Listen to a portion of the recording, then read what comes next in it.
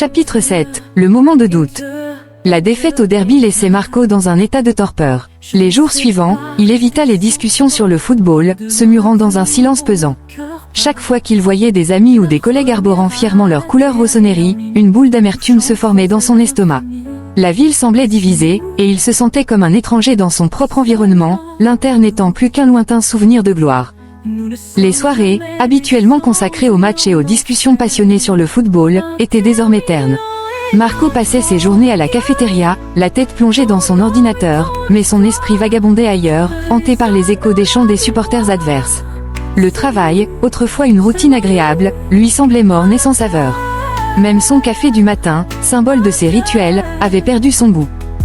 Un dimanche après-midi, alors qu'il se promenait dans le quartier de Navigli, il tomba sur un groupe de tifosi de l'Inter. Leur enthousiasme était contagieux, et une partie de lui souhaitait les rejoindre, mais une autre partie hésitait. Leur dernière victoire paraissait si lointaine, presque irréelle. Marco se tenait en retrait, observant le groupe chanter des hymnes à l'Inter, leurs visages illuminés par la passion et l'espoir. L'un d'eux, un homme à la voix puissante, interpella Marco.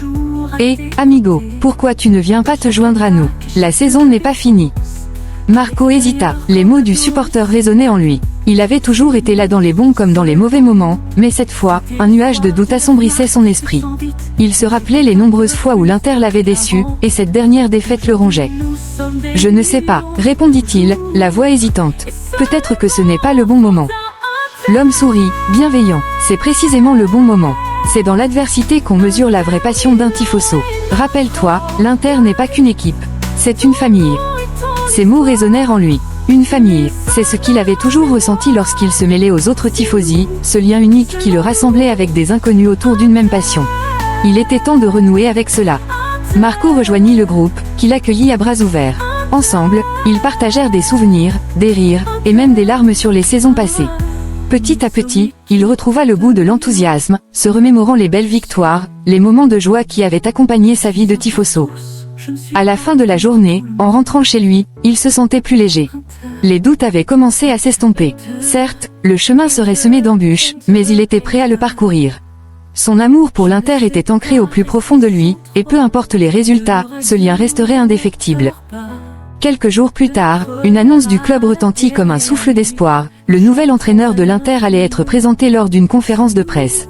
Marco, curieux et excité, se rendit au Centro Sportivo Sunin pour assister à l'événement.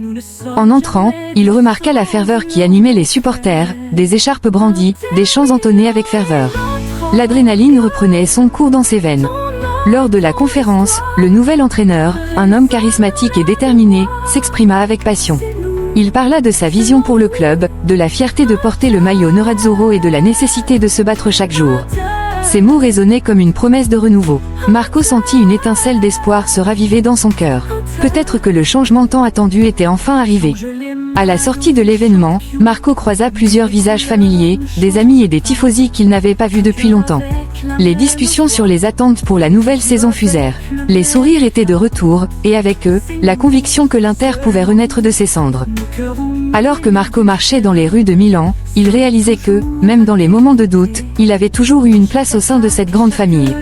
Être tifoso n'était pas juste une question de victoire, c'était un engagement, une promesse d'amour inconditionnel. Il avait eu ses moments d'hésitation, mais maintenant, il était prêt à affronter l'avenir avec ses frères et sœurs de cœur, unis sous les couleurs bleues et noires. La route serait longue, mais l'espoir était de retour, vibrant et puissant comme jamais. Et à chaque match, à chaque instant, il se souviendrait que, malgré les déceptions, l'amour pour l'Inter resterait toujours intact.